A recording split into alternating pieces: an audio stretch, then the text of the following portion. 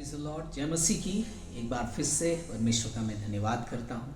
आशा करता हूँ आप सभी लोग अच्छे हैं और परमेश्वर ने अपनी करुणा को, अपनी दया को हम सबों के जीवन में बनाए रखा है। मैं दिल से परमेश्वर का धन्यवाद करता हूँ और आप सबों का भी धन्यवाद करता हूँ जिन्होंने इन वचनों के द्वारा आशीष पाया है। और परमेश्वर का मैं धन्यवाद करता हूँ आप सबों का जिन्होंने मेरे लिए लगातार प्रार्थना किया, और उन प्रार्थनाओं का प्रतिफल है कि परमेश्वर ने मुझे अब तक संभाले रखा है। मैं एक बार फिर से एक नए संदेश के साथ आप सबों के साथ बातचीत करना चाहता हूं, और मैं विश्वास करता हूं परमेश्वर के लोगों की यह संदेश आपके जीवन के लिए एक आशीष का कारण होगा। सच में हमारा प्रभु महान है और उसका वचन सच में सामर्थी है, और उस वचन में वो ताकत है जो हमें ताकत देता है ताकि हम इस जीवन में आगे बढ़ सकें और परमेश्वर की आराधना, महिमा और स्तुति कर सकें। मैं दिल से धन्यवाद करता हूं परमेश्वर का कि परमेश्वर ने अपनी करुणा को, जैसे विलाप गीत का लिखने वाला कहता है कि हम मिट नहीं गए, ये उसी की दया और महाकरुणा का फल है। मैं सच में परमेश्वर का धन्यवाद करता हूं कि परमेश्वर ने अपनी दया को, अपनी करुणा को हम सबों के जीवन में बनाए रखा। आइए हम लोग एक संदेश के साथ आगे चलते हैं, और मैं विश्वास करता हूं कि जब हम लोग इस संदेश में आगे बढ़ेंगे, आज परमेश्वर आपको इस संदेश के द्वारा आशीष देंगे और हम सभी लोग परमेश्वर के लिए अपने आप को तैयार कर पाएंगे। परमेश्वर के लोगों मैं धन्यवाद करता हूं परमेश्वर के वचन के लिए। और आज एक संदेश जो मेरे हृदय में परमेश्वर इस समय रखे हैं, मैं आप लोगों के साथ बातचीत करना चाहता हूँ, और इन संदेशों को मैं एक बार में नहीं पर थोड़े थोड़े बार में आपसे शेयर करूंगा, आपके साथ बांटूंगा। इसलिए इस संदेश में आप मेरे साथ जुड़े रहें, और जितने भी भाग आते हैं, जितने भी इस संदेश का पाठ होगा, आप जरूर सारे संदेशों को सुने ताकि उन संदेशों के द्वारा आप आशीष प्राप्त कर सकें। तो मैं परमेश्वर का धन्यवाद करता हूँ। आज जो बात मैं आप लोगों से शेयर करना चाहता हूँ वो मिलेगा आपको पहला कुरिन्थियों की किताब और उसका 3 अध्याय और उसके 16वें पद में। यहाँ पर पौलुस इस बात को कहता है, और इस बात को हम सभी भी कई बार पढ़े, और कई बार हम लोग शायद पढ़ करके निकल जाते, लेकिन कई बार इन वचनों को शायद हम नहीं समझते, है ना। मैं भी कई बार इन वचनों को पढ़ा, कई बार इन वचनों को पढ़ के निकल गया, लेकिन मुझे भी नहीं समझ में आया कि परमेश्वर इस वचन के द्वारा हमसे और आपसे क्या कहना चाहते हैं। लेकिन जब मैं इस वचन को पढ़ना शुरू किया, एक दिन बड़े ध्यान से इस बात को पढ़ रहा था, परमेश्वर ने अपनी आत्मा के द्वारा एक बात को कहा, और उस बात को और उस प्रकाशन को आज मैं आपके साथ शेयर करना चाहता हूँ। और मैं विश्वास करता हूँ कि ये प्रकाशन आपके जीवन के लिए उजियाले का कारण होगा। ये आपके पाँव के लिए, आपके मार्ग के लिए उजियाले का कारण होगा। तो आज हम लोग देखेंगे इस बात को, पहला कुरिन्थियों की किताब उसका 3 अध्याय उसके 16वें पद में इस तरीके से लिखा है, क्या तुम नहीं जानते कि तुम परमेश्वर का मंदिर हो और परमेश्वर का आत्मा तुम में वास करता है। लिखा है। यहाँ जब हम लोग पढ़ते हैं तो हम लोग कई बार इस बात को पढ़ के निकल जाते हैं, लेकिन एक दिन परमेश्वर ने मुझसे बातचीत किया इस वचन के द्वारा, और ये बताया कि क्या तुम्हें पता है कि तुम किसके मंदिर हो।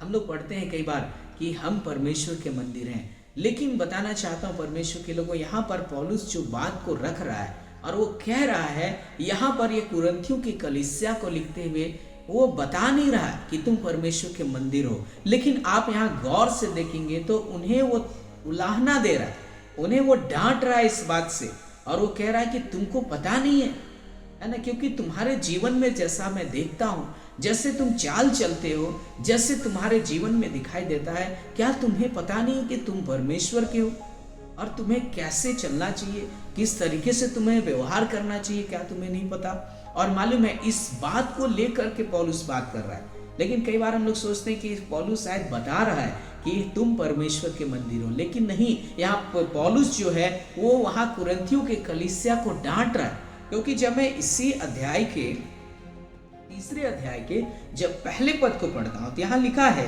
ना, पहले पद से जब मैं पढ़ता हूँ तो वहाँ लिखा है कि हे भाइयों, मैं तुमसे इस रीति से बातें ना कर सका जैसे आत्मिक लोगों से, परंतु जैसे शारीरिक लोगों से और उनसे जो मसीह में बालक है ना। आप यहाँ देखेंगे इनको डांट रहा है क्योंकि ये बालक के समान हो रहे, है ना, ये मसीह में बालक के समान पाए जाते हैं। क्योंकि आगे 5वें पद में इनके बारे में लिखा है कि अपुल्लोस क्या है ना, सॉरी उसके पहले 4 पद में लिखा है, क्योंकि जब एक कहता है मैं पौलुस का हूं, दूसरा मैं अपुल्लोस का हूं, तो क्या तुम मनुष्य नहीं।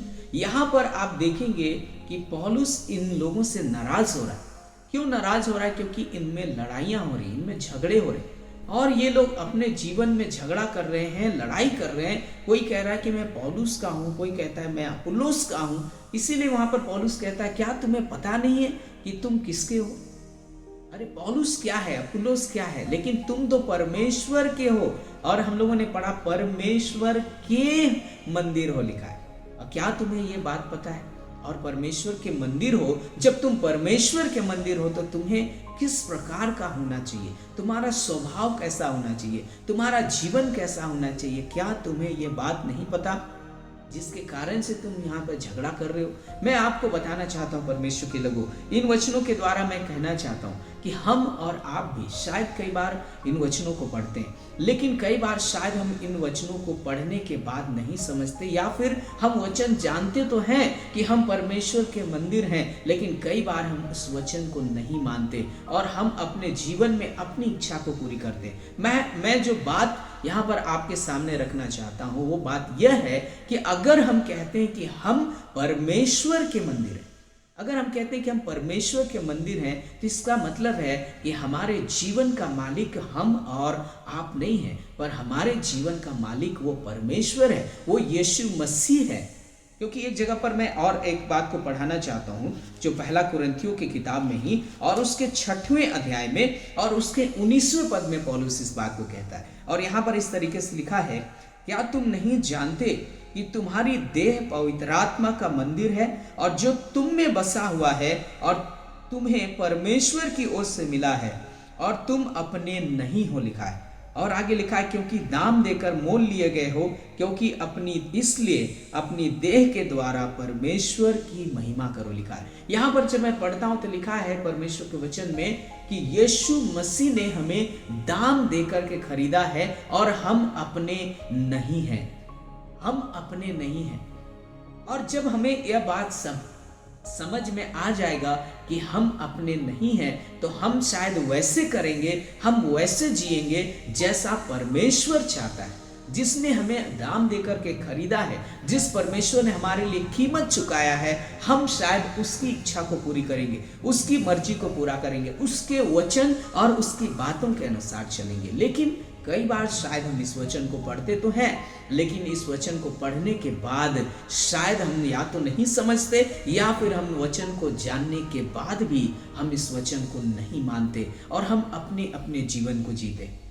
जब मैं इन संदेशों को बांटूंगा आने वाले दिनों में, जब हम लोग ये पहले दूसरे भाग को देखेंगे, तो हम इस बात को देखेंगे कि कई लोग हैं ऐसे जिन्होंने परमेश्वर के वचन को तो जाना, लेकिन उन्होंने वचन के अनुसार व्यवहार नहीं किया। और आज हम भी अपने जीवन को अगर देखें तो हमारे और आपके जीवन में भी वैसी बातें दिखाई देगा। हम कहते तो हैं कि हाँ परमेश्वर हम आपके मंदिर हैं, हम कहते तो हैं हाँ परमेश्वर मेरे जीवन का मालिक, मेरे जीवन का स्वामी तू है प्रभु, लेकिन कई बार जब चलने की बात होती है, जब जीने की बात होती है, इस जीवन को जीने की बात जब आती है, तो हम अपने अनुसार जीते, हम अपने अनुसार कार्य करते हैं, हम अपनी इच्छा को इस शरीर के अंदर पूरा करते हैं, हम इस जीवन में अपनी मर्जी के अनुसार चलते हैं और फिर हम कहते हैं परमेश्वर हम आपके मंदिर हैं। कैसे?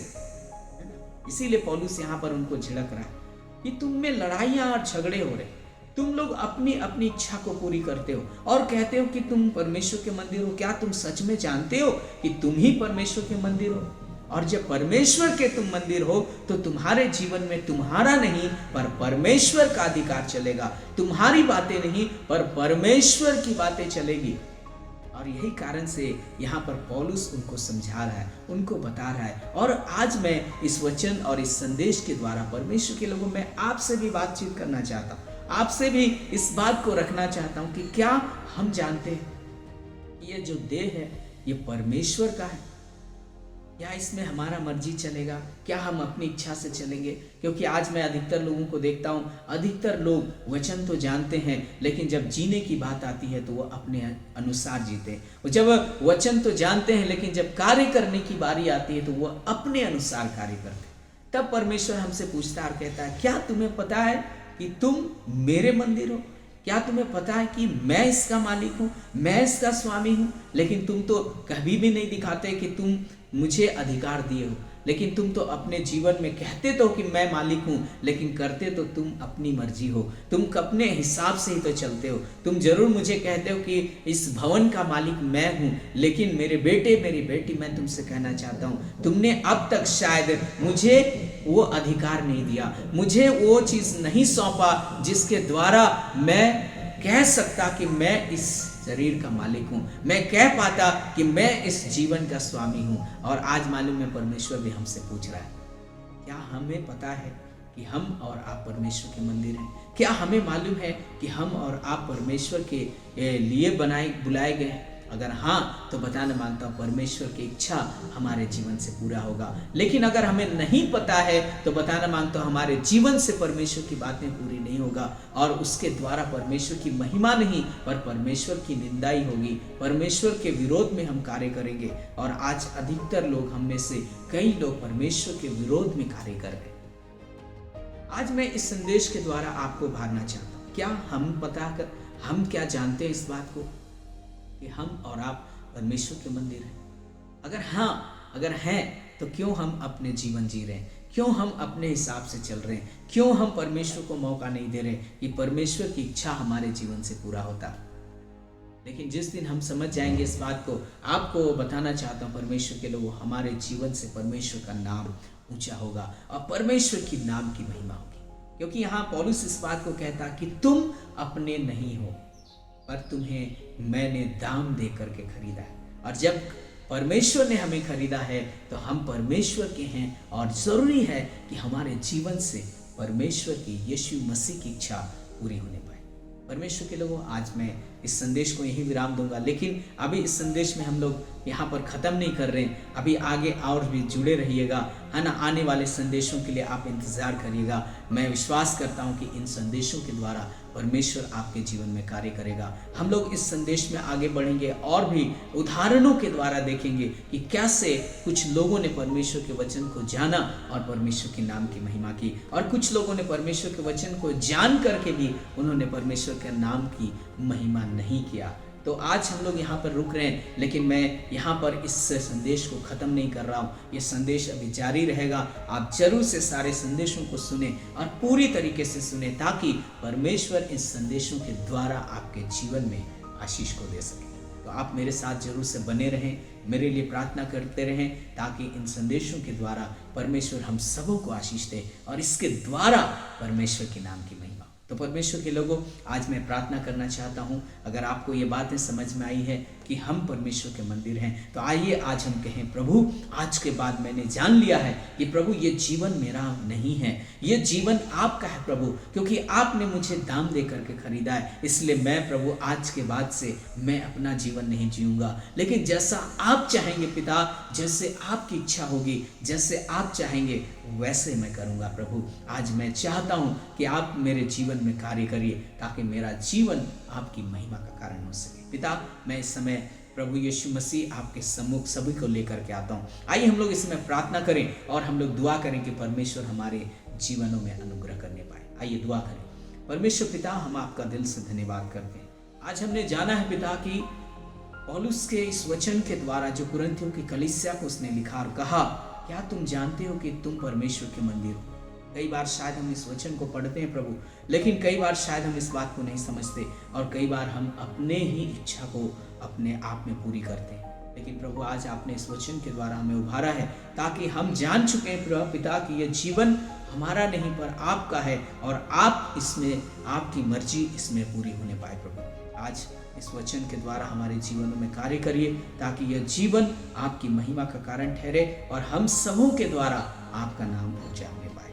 हर एक को आशीष दीजिए प्रभु। जितने लोगों ने इस वचन को सुना है, उनके जीवनों में आप कार्य करिएगा और अपनी महिमा को प्रकट करिए। धन्यवाद यीशु, प्रार्थना सुनने के लिए धन्यवाद के साथ प्रार्थना को यीशु के नाम से मांगते हैं। सुनिए इसे स्वर्ग के राज में ग्रहण करिए, आमीन। Praise the Lord. जय मसीह की। मैं आशा करता हूं कि परमेश्वर आप लोगों को आज इस वचन से बातचीत किया है और आगे भी वचनों के साथ जुड़े रहिए। अभी जाइएगा नहीं, पर जब संदेश आता है, दूसरा भाग, तीसरा भाग आता है, आप जरूर से उन सारे वचनों को सुने ताकि उन वचनों के द्वारा आप आशीष पा सकें। प्रभु आप लोगों को आशीष दे।